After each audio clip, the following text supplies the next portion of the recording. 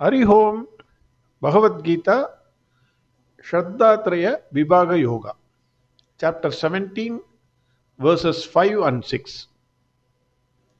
In the last verse, Bhagwan Krishna said, "Hey Arjuna, Sattvic people worship Devas, who are mentioned in the Vedas. Rajasic people, they worship Yaksha Rakshasas. Tamasic people worship ghosts, Pretas." Verses 5 and 6.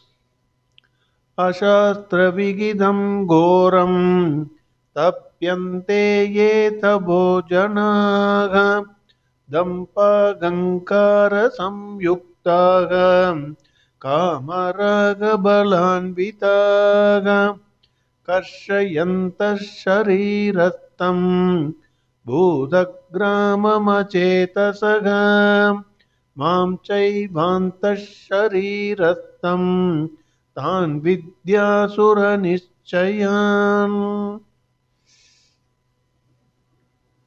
Swami Dayananda Saraswati says, tapas here means religious worship. But the tapas they do is not in tune with Shastras. It is terrible form of tapas because it terribly affects the body, mind and senses. It is not only terrible for those who do that tapas, but also for animals also.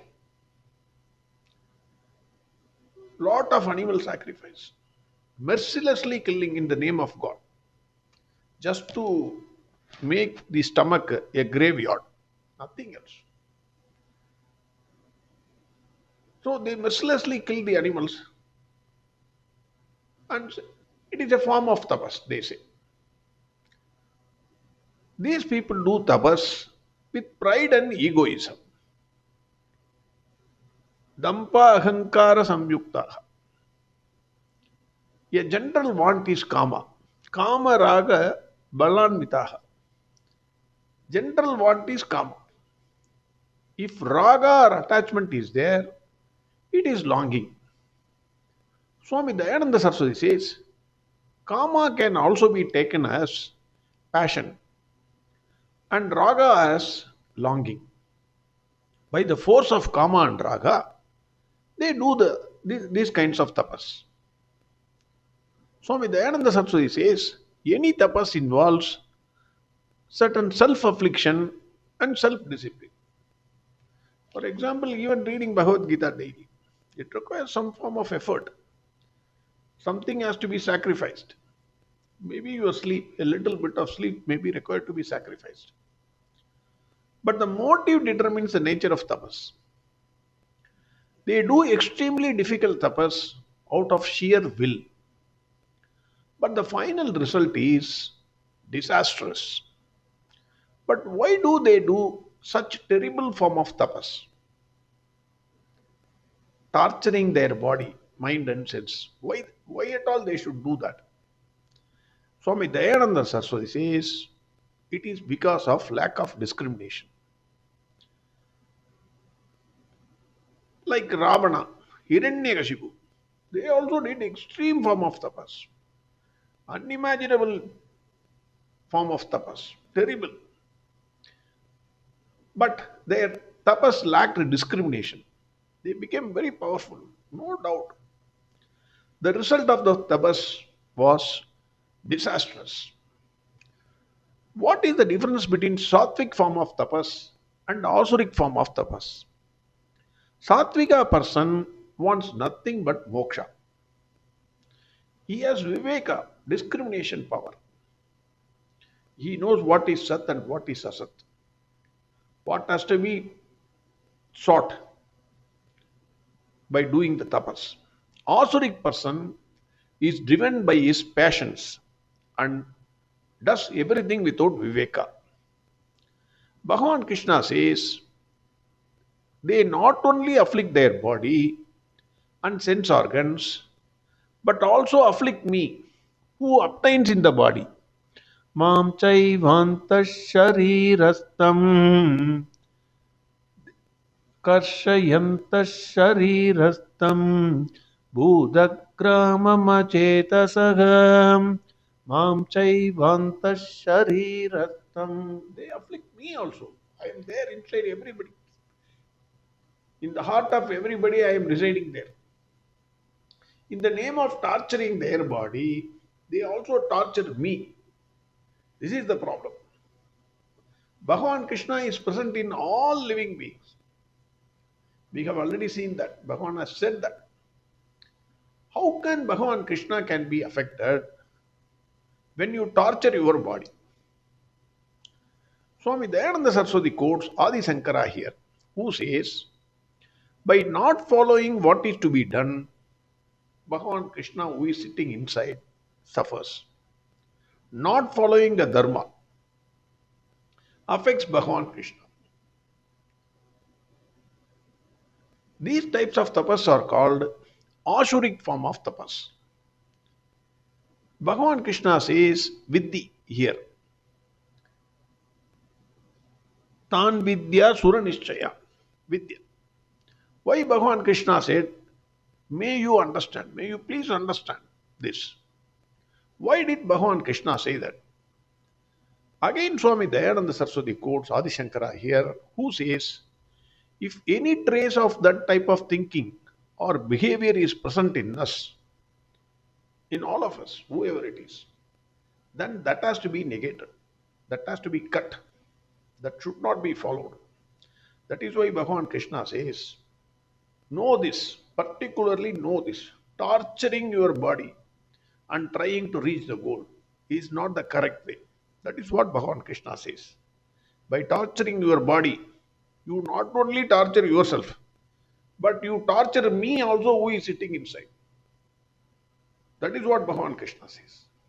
Swami Chinmayananda says, tapas does not mean standing on one leg or piercing your body with sharp objects or hitting your body with the iron chains or whatever be the chain so that blood comes out.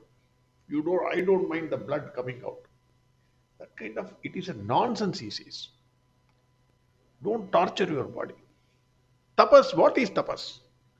Tapas is consistent application of mental energy exclusively in one direction is called tapas. So your mind should be able to focus on a single point, whatever be the distraction. That is called tapas. I repeat, tapas is consistent application of mental energy exclusively in one direction is called tapas. Over enthusiasm in any field can only produce physical exhaustion. You cannot hope to obtain a spiritual unfoldment by unintelligent expenditure of energy in the name of religion. Physical restraints and self denials may be necessary. As I said this, if I want to read Bhagavad Gita, I have to get up early in the morning. Some sort of difficulty is there because body always says little more time. Why can't you sleep a little more time? It says. So some denial is there. 100% it is there. Any pleasurable enjoyments that stand in the way is rejected by the person doing tapas. You reject it and then get up. This may cause a challenge to him. As I said that, body always says little more sleep. You snooze. That the cell phone itself contains that option. Snooze. So you put snooze. Another 15 minutes. Another 15 minutes. You can get up at 9 o'clock also. That may attract you. But the person rejects them to reach the goal. For a spiritual seeker, a tranquil mind is of paramount importance. Hence, he ruthlessly rejects all distractions from the outer world, whatever it is. This is tapas. But it must be scientific and not against the injunctions prescribed in the sacred books, that is Shastras. Swami Chinmayananda says, some people perform austerities only as a show. Dampa ahankara samyukta. This involves only pride and ego. One who is lusty and extremely attached to world of objects is not mentally fit for tapas. Deep selfishness, extreme attachment to the goal, push them to pursue the work obsessively, and in their anxiety, they get stressed out, even assuming they do tapas. Because naturally, extreme form of tapas, they are also doing tapas. Even assuming they do tapas, they misuse the tapas in the wrong channels, which will end in self-destruction. Already we have seen Ravana and Hiranyakasipu as examples. Now Ravana and Hiranyakasipu are, we are thinking they are the worst asuras or rakshasas. Nowadays, if you open the paper, Ravanas and Hiranyakasipus will run away. That much worst crimes are happening. So you need not have to go that far. Now itself you can open the paper and see. These people who perform tapas are of asuric type. This kind of tapas not only affect the person performing tapas at the body level, but also the sacred and divine Lord who resides within. Swami Chinmayananda says, man is divine in nature because of the presence of divine in himself. Because without the presence of Bhagwan Krishna, I cannot speak, you cannot hear. No one can live, dead body. So in such a asuric type of tapas, no love, compassion, ahimsa, or any of the divine qualities can come out, which is against the nature of divine. That is why Bhagavan says, I am suffering. Bhagavan cannot show anything in that person. Extreme form of tapas is stupid and is condemned by Bhagavan Krishna. Intelligent control is tapas and not cruel self-torture. That is what Swami Chinmayananda says. I want to add a little bit here. Why I say I want to add is, again and again I have repeated hundreds of times. These are all to be taken with some caution. There is a Tamil proverb which says, Suvar irundal dhan chittiram. That is, if you want to paint something, if a painter, if an artist, if he wants to paint something, he must have a proper wall or a proper background, proper clothing. If there is no proper wall or clothing, or with a wall with lot of holes or uneven surface, how can he paint? He cannot. Similarly, the body is a chariot for the Atma. That is what the picture of Bhagavan Krishna driving the chariot, Arjuna standing, is nothing but our body. Body is a chariot for the Atma. You take, for example, your own car. If the car you are driving is not in a good condition, brake is not working, engine gets heated up very soon, no petrol, uneven tires, flat tires, bald tires, how will you drive that car? Assuming you drive that car, you take it from me, 100% disaster is imminent. You are driving the car, you will die. Or 99% you will be in coma for several years, wasting the government's money. So you have to maintain the car well. Before you take out the car, everything should be perfect. Every 3 months there is a call from the service center. Sir, your car is due for service. Minimum 10 calls they are giving. And you give the car for service. Unfortunately, people give more importance to that car, natural car, and less importance to the car, that is our body, in which the Atma is driving. Bhagavan Krishna says, body has to be maintained well to achieve the supreme goal. If you do not maintain the body, then you can neither achieve anything in the materialistic world nor in the spiritual world. You cannot enjoy also.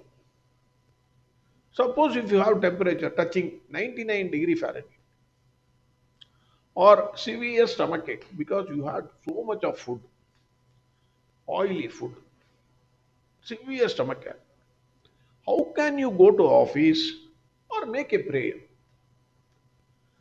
Your mouth will only say, Ayo, Amma, Appa. Only these things will come out. No Bhagwan Krishna, no Gita, no office, no work you can attend. You cannot neither earn the money, nor you can get into the spiritual world. Nothing else will come from your mouth. Body without Atma is useless. Atma without body also cannot do anything on its own. Both are very important.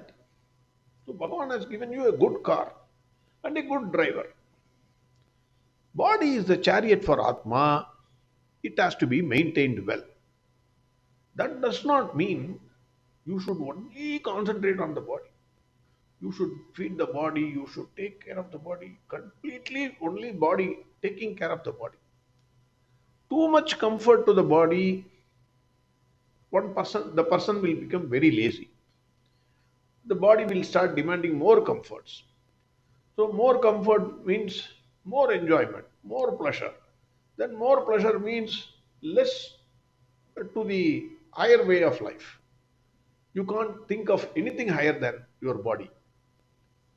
Too much torture to the body, then that is also to another extreme.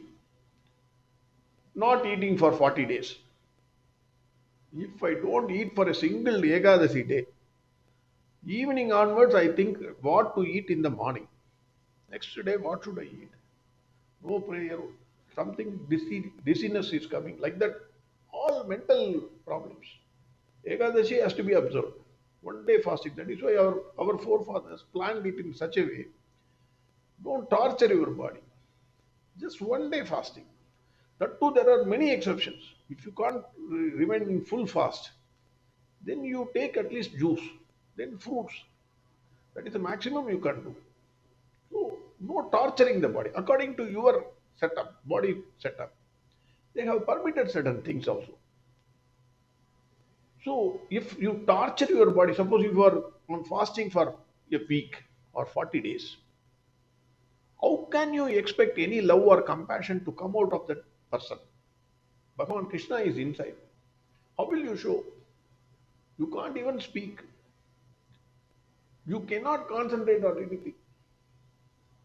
Pasi kada adakumba. That is a Tamil saying. If there is, even Swami Vivekananda says, if somebody is hungry, you feed him. Don't teach him Vedanta. At that time, you feed him first. Let him eat. Then only his ears will get opened. How can he concentrate on Vedanta if somebody is hungry? That is what he says. So, take care of your body. Tirumular says, Saint Tirumular, wonderfully he has said, உடம்பினை முன்னம் இழுக்கு என்று இருந்தேன் உடம்பினுக்கு உள்ளே உருபொருள் கண்டேன் உடம்பு உளே உத்தமன் கோயில் கொண்டான் என்று உடம்பினை யான் இருந்து ஓம்புகின்றேன். Wonderfully he says, wonderfully says, உடம்பினை முன்னம் இழுக்கு என்று இருந்தேன். I thought this body is a useless body, bad one. I am a fool to maintain this body. This was my thinking earlier. உடம்பினுக்கு உள்ளே உருவொருள் கண்டேன். Then I realized who is inside this body. Inside this body is God. I understood that.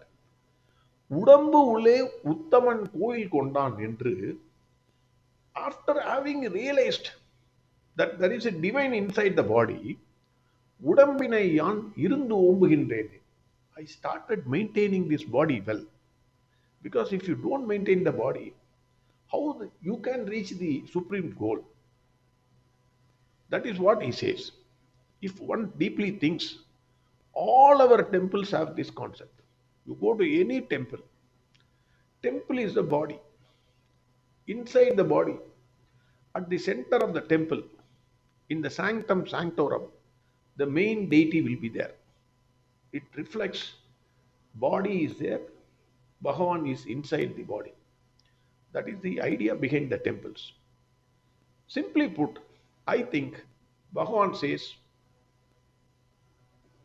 don't do extreme tapas. Don't torture your body. By torturing your body, you are torturing me also. You idiot, you stupid, don't do that. Good eating habits, good exercise, good rest, good prayer will keep your body and mind healthy to reach the supreme goal.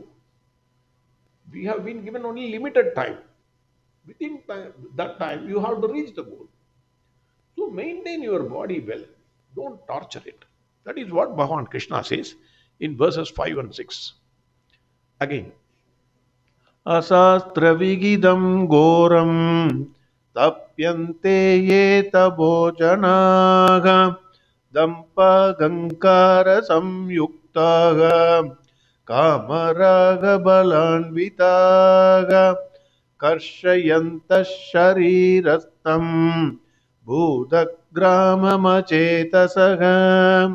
मां चैवान्तः शरीरस्थं तान् विद्यासुरनिश्चयान्. next verse we will see tomorrow. Hari Om, Sarvam Krishnarpanamastu. Narayan Narayan Narayan Narayan Narayan Narayan Narayan Narayan Narayan Narayan Narayan Narayan Narayan Narayan Narayan Narayan Narayan Narayan.